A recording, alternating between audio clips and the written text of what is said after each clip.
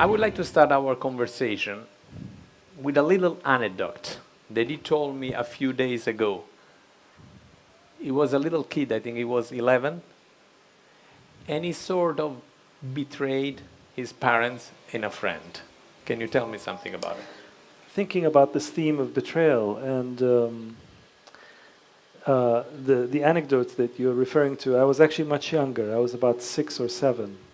And I went off to the cinema with a friend who was 4 years my senior without checking with my parents. So when Antonio asked me, have you ever been betrayed? It seems impossible to live a life and not be betrayed. But I thought maybe it's better to speak of a betrayal that I've done. And that was the earliest betrayal I remember. I've done other ones too, sadly, but that was the first one. And it's betraying a friend by agreeing to go with him to the cinema and lying to him, telling him that my parents have approved it. And then, of course, I put him in endless trouble for that. But I think more seriously about the question of betrayal is that the word, in English, of course, is used in different ways, right? So you can betray the confidence of someone as an act of treachery, but also betray as in depicting or translating an experience. You betray the scene of the battle. You paint the scene of the battle. And I know in Italian, you were telling me that there's actually a similar correspondence, because in Italian there's a connection between the word betray as in treachery, but also betray as in to translate something. So I think that's quite interesting to me, because betrayal, in other words, is anxious about questions of fidelity. They both come from the same word, tradere, which means consegnare, to deliver. Tradizione, traduzione, e tradimento, they all come from the same word, tradere. In fact, Judas, who is maybe the most famous traitor of all time, delivers Jesus. He delivers Jesus maybe because he wants him to become a king. We don't know exactly what are his motivations, but he delivers. I want to ask you, do you agree? There is a very famous line by the poet Frost, poetry is what is lost in translation. La poesia è quello che viene perso nella traduzione. Honestly, I disagree. It's true sometimes, but it's not a rule. And actually, I am almost positive that there are sometimes translations even better than the original. Yeah, I mean, surely that's possible. But I think Frost also meant it in the positive sense, I would argue. That what is lost in translation is perhaps what is really of value, That every time, poetry itself is a translation, but every time we express ourselves, we're translating ourselves. I mean, even in the most mundane, sort of everyday way, right? If I were to ask you how you're doing, you're going to have to translate how you're feeling in a few words. And what's interesting is that when somebody asks you how you're doing, the answer doesn't emerge in language, right? It emerges in a state, and the more powerful the feeling is, the more so that is the case, right? If I ask you how you feel about the dearest people to you, you'll have to search for words. You have to find, love. You have to find some other words to tell me. But the actual thing doesn't exist in those words. And I've always found that interesting. So maybe betrayal in the sense of translation is what is involved in everyday experience of being a human being, of having to translate ourselves to others and to the world, no? In literature, all the great traitors, especially adulterers, die tragically. Think of Anna Karenina, think of Emma Bovary, not to mention Judas and Brutus and Cassius, but the last three are historical figures. How do you see that? Is just a moralistic approach from the storytellers, or you think, yeah? I mean, I think that's really connected to what we were saying just before, because literature is interested in translating the human experience, right? So it is very well placed to be very sensitive to lack of correspondence or moments where you are trying to make articulate all of the things that happen within us that aren't articulated, or maybe it's not even possible to articulate them, you know? So I think literature's fascination with betrayal arises maybe from that structural sort of situation it has between language and the human experience. But I think also its practical or dramatic fascination with betrayal is that they make very good stories. You know, treachery makes for very interesting stories, and I think some of the examples that you mentioned, but even maybe slightly less obvious examples, like I think Hamlet, for example, is interested in questions of betrayal, in what it is like to be the subject of a betrayal, and what it is like to live under the threat of betrayal, because Hamlet is both worried about betraying his father, his dead father, the memory of his dead father, but he's also deeply wounded and harmed by an act of treachery by his uncle. So he's a very interesting character for us here, because treachery for him seems to be working in different dimensions, and in both cases, it seems to be always inviting Shakespeare, at least, to think about what is the essence of Hamlet. Hamlet is not a character who can afford to be not his essential self. He can't do that, given his circumstances.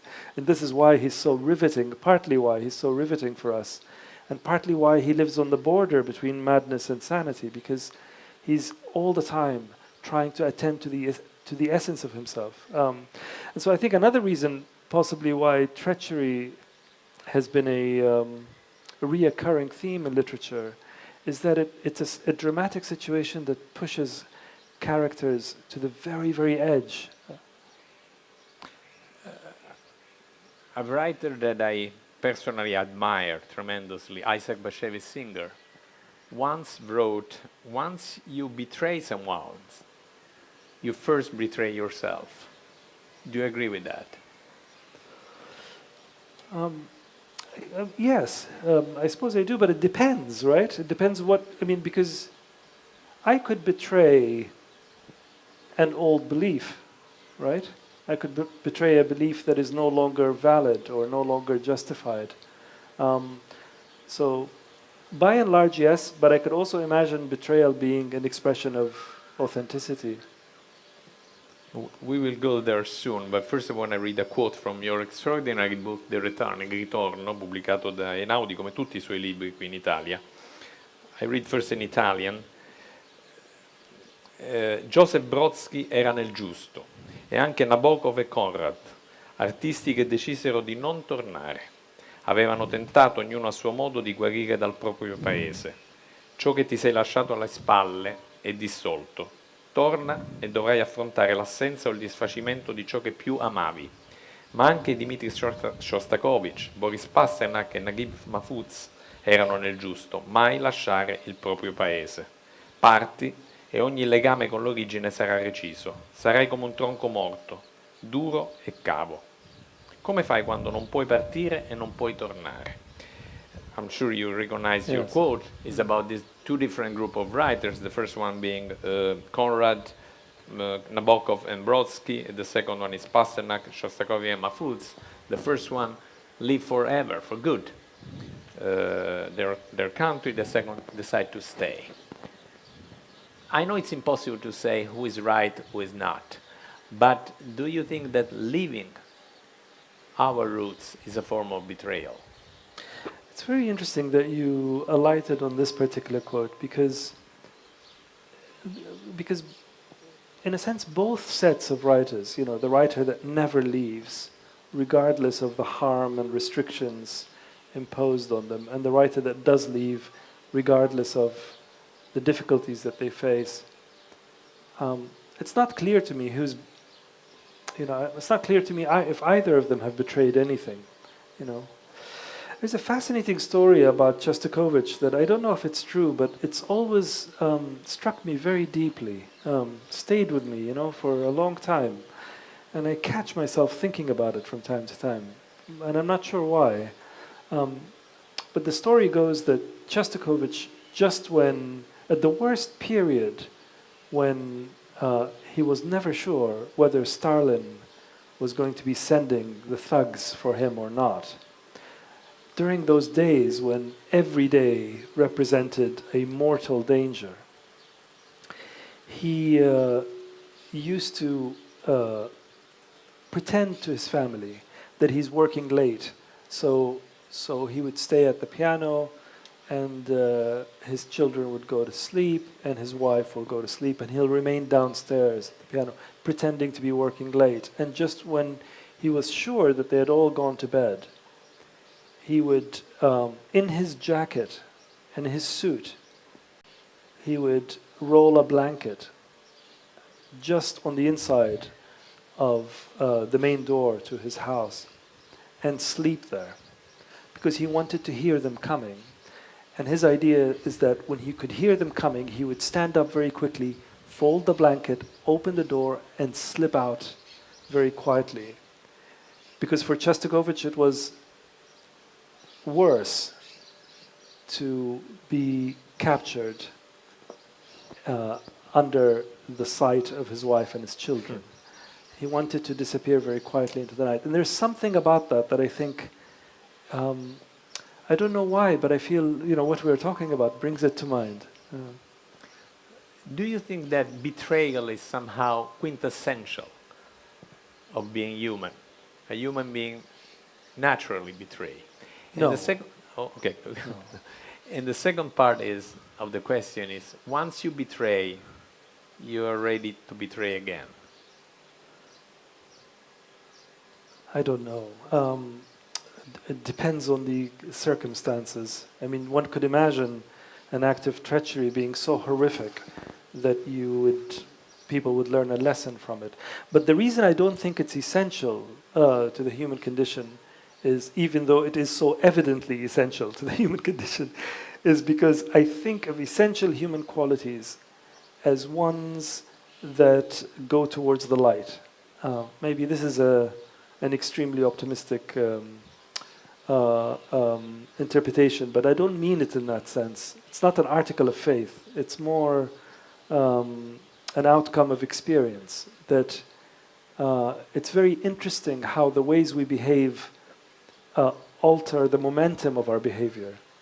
And treachery seems to me, even the word itself, in English, it has a certain sound to it that seems like an ingrown hair or something perverted, in that act. And that's why, going back to why literature might be so fascinated by it, is because in all of these acts of treachery in literature, at least in the great works, you're always aware that the person committing the act of treachery is on some level aware of it. Is on some level cognizant of what they're doing. There's that mysterious repetition in Othello when I love that. When Othello, before he kills his beloved, he says, "I shall put out the light and put out the light." Why does he repeat it? Which lights is he talking about? Of course, on some level, it seems obvious. He's going to put out the light of his love and put out the because he's going to put out the candle as well. But it's a really interesting moment, because it's a moment where you can see that Othello is also on some level aware of of what he's about to do, the problem with it, and there are so many examples of that. So that's why I don't think it's essential to the human condition. I think it's essential to the human condition in the sense that it's part and parcel of the lived experience. But it's not essential in the human experience in the sense that it's not one of those things that we do that is generative, yeah. In the brief notes that I wrote for my catalog in Capri, I mentioned a famous line by George Bernard Shaw, he famously said, if you're not a revolutionary when you're 20, you do not have a heart. But if you're still a revolutionary when you're 40, you do not have a brain. So it is just a provocation, a nice line, or do you agree, or there is something important and serious about it? I'm very fond of Bernard Shaw, but he had a great gift of coming up with lines like that, you know, where they are meant to tease and provoke and create a kind of they always have a humor in them, you know. So I'm very sympathetic to that logic, but I think before all of that, sorry to be very pedantic. I don't mean to be pedantic, but before that, we need to explain what it means. What kind of revolutionary are we talking about? If we mean it in its authentic, true self, in a revolutionary act being an act that is radical in the sense that it's of the root of the thing, that is concerned with the essential elements of a certain structure, then no, I think in that case it could be a very positive thing. But I think Shaw might have meant it in a different sense. Yeah. But if we agree with Shaw's statement, somehow we accept that this form of betrayal of ideals has something positive. Well, it depends very much what kind of ideals we're talking about.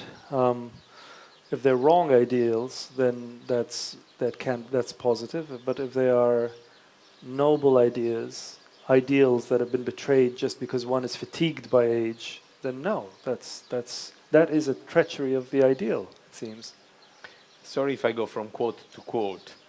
Another gentleman, very gifted for famous lines and one-liners, was Winston Churchill, who used to say that I'd rather be right than consistent. How do you like that? No, I mean, I think that goes to your theme, because in a sense, you know, betraying old beliefs that have been proven to be unfounded is a very noble thing, I think. It's a very true thing, you know. So yes, yeah, I think that's... When you betray someone, there are two different elements. The Can I first ask a question? Yes, please. Why are you interested in this theme? Because some of the greatest novels ever written, I mentioned before Madame Bovary and Anna Karenina, are deal with betrayal. Yes. I am Catholic. I try to be a decent Catholic, observant, and there will not be religion without Judas. The betrayal of Judas is essential to what happens. And it's one of the most mysterious, intriguing, scary characters. And there is something very ambiguous. I'm not 100% sure that it's completely negative. A few days ago, I had a conversation with Father Antonio Spadaro. Thank you. Grazie. No. Father Antonio Spadaro, who is the editor of Civiltà Cattolica, who told me that a few theologians believe that the great sin of Judas is not the betrayal itself, but it's desperation. The desperation that led him to death. And I'm fascinated and horrified at the same time. Yeah, no, I can see that. And I'm, to answer completely your question, I'm fascinated in everything I write about fragility. How something that seems built on the rocks then falls apart. This is something that... Yeah. It's interesting that, because that also assumes, and I think you're right, it assumes that that acts of betrayal are expressions of fragility or expressions of weakness.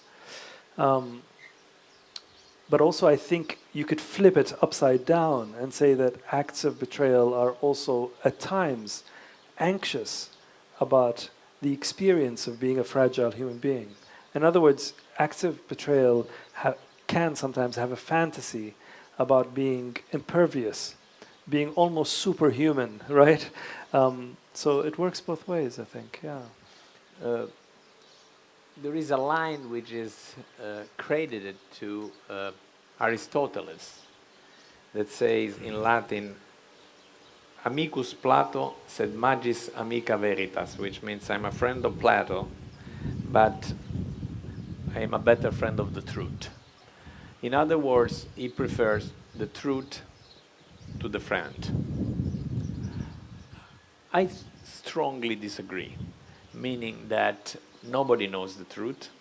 Nobody can understand what really the truth is. We all can understand what friendship is. Do you agree with me or with Aristotle? I'm afraid I agree with Aristotle.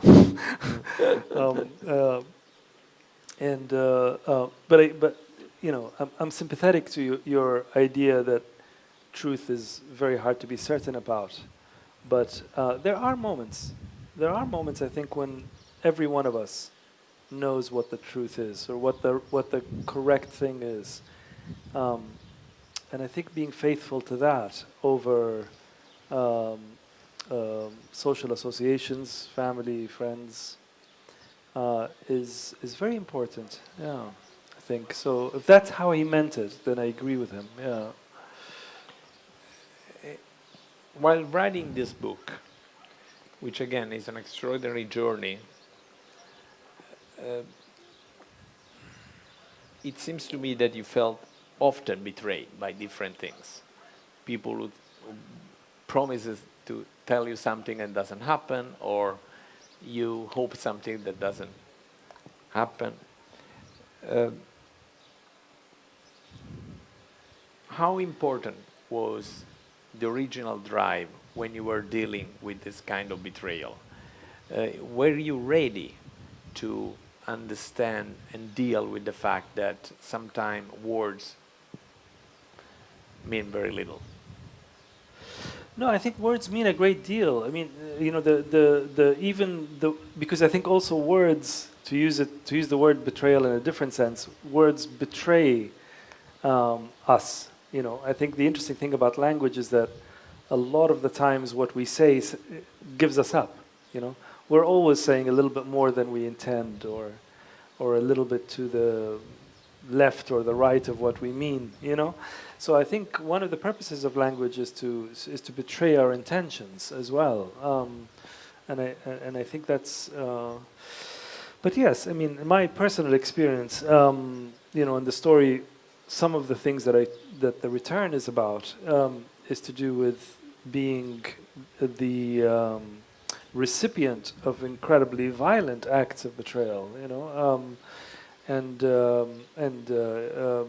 that's that has of course shaped my feelings about that. It's also made the opposite incredibly worthy of admiration and moves me to the core. You know, the act of true fidelity. You know, when somebody is faithful to a moment or to a person when they are not observed by that person, is incredibly moving to me. You know, it's a beautiful thing, and I feel that a lot of the great works of art that affect me very deeply, like today, for example, thanks to Francesca showing us around the Tiziano exhibit here.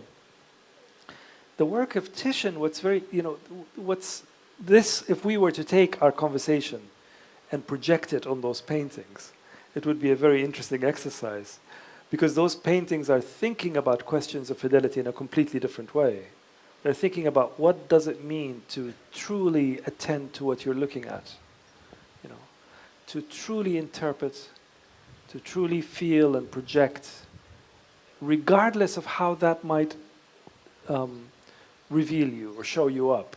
I mean, that's what's fascinating about literature too. You know, is that you have all, like, you know, I'm not above these things. You know, we all have certain ideas about ourselves. We all like to appear in a certain light.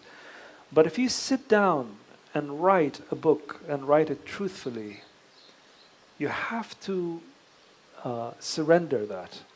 you have to, in other words, expose yourself to the possibility of coming up as you are, you know. And as you are is never as tidy as you'd like to think it is, you know. So also, you know, fidelity on that level is then not only a question of ethics or morality or all of that, but it is also a question of aesthetics, you know. Fidelity at its best is incredibly beautiful, you know. And so I think great art is often interested, as you mentioned, in questions of betrayal, but I think its deeper interest is questions of fidelity. How do you betray even a betrayal faithfully, right? So yeah. And this leads me to the next question, which is about art. In particular, adaptations, film adaptation.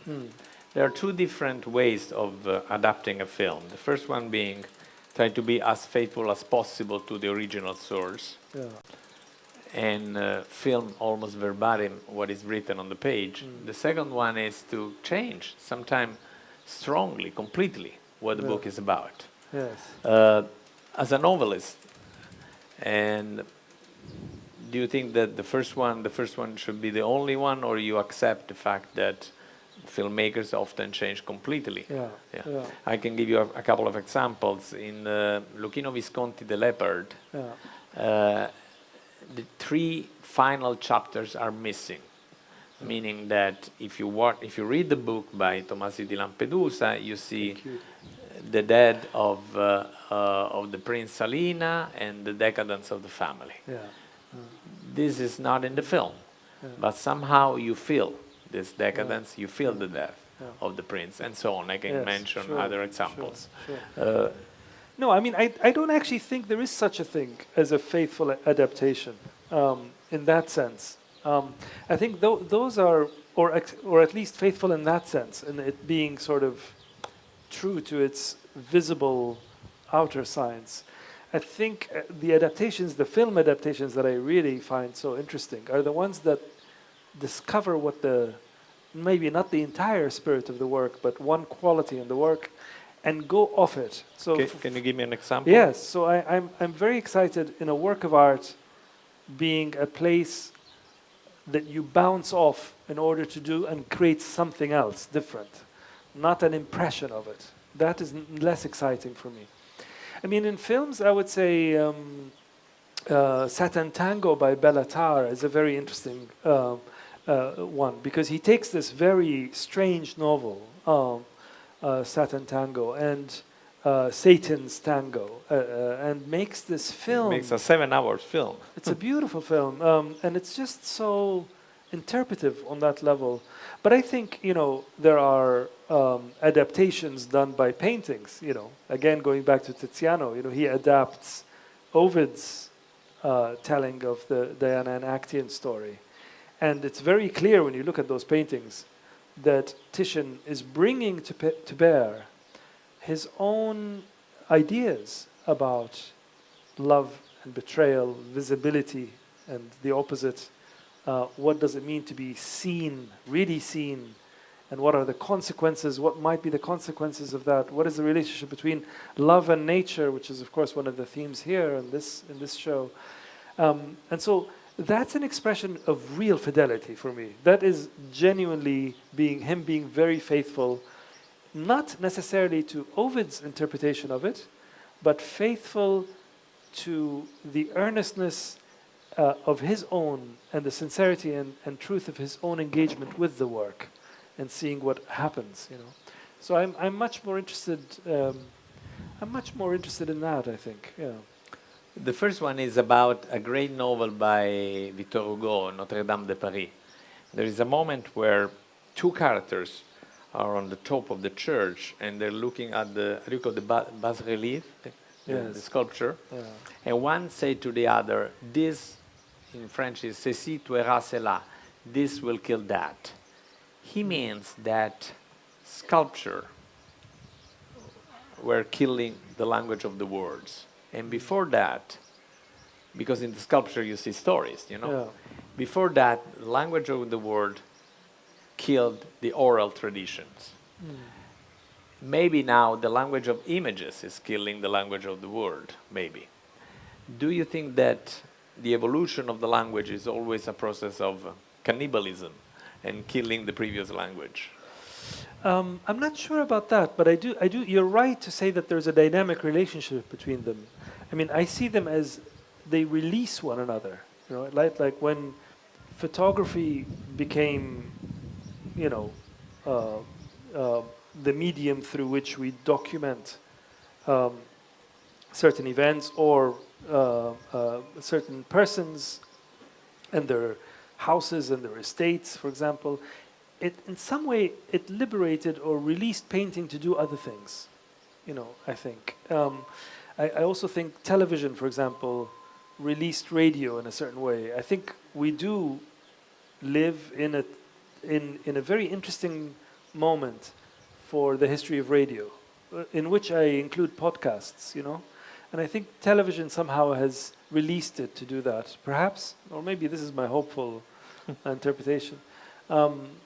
But so I do think that there is a dynamic relationship between them, definitely. But I think what is perhaps far more consequential is what our society, what our time privileges. You know, it's very easy right now to make a film. I know it's very difficult, it's very expensive, but you don't need to be a great artist to make a good film. What do you mean? Right? You need to be a great artist to make a great film. Yeah. But this it doesn't seem true also for novels or for, don't you think? For all the arts. Yes, except my argument or my proposal is that every time has privileges one of the genres, and in privileging it, it gives it a certain kind of momentum. Right now, the dominant genre seems to me is television and film, right? Which is why there's a lot of activity in it, so much activity in it. And yes, you need to have some talent to work in it, but actually not much, it seems, right? For you to be able to make films that are enjoyed by a lot of people. Whereas it's very difficult to write a really, really good novel if you're not particularly gifted, right? And I think looking here today in these paintings, you can see that Tiziano was benefiting from his time as well, that he was surrounded not only by a lot of fabulous painters in his working in his day, but also everything, all the architecture that comes with it. You know, the patrons who are interested in great art. A moment when society really saw these artists as very, very serious, gifted individuals. Very different to our time now. That's not how we see artists now. And so they are brilliant. Tiziano is brilliant, but Tiziano wouldn't have been able to be brilliant if it weren't for that time. So I'm also interested in that question, you know. Yeah. As a final question, I'll pose something that I asked to all my guests in Capri in 17 years. We had approximately 185 writers. I want to tell you that out of 185, I think 160 responded one way, 24 another in the middle. God. They're not sure, and only one in the opposite. I will not tell you really what. setting up the stage. I want to know if you're the number 2, the number 21, or the number 161. I refuse to answer. The question is literature and film. Do you think that literature is a superior form of art or just a different form of art? No, I don't think literature is superior to film. No, I don't. I do sometimes wonder if music is superior to both of them. Because music is able... It's the highest form of... Sometimes I wonder about that, because music is capable of doing things that none of these genres can do easily. They can do it occasionally, but not easily. You know, music is able to not be in translation.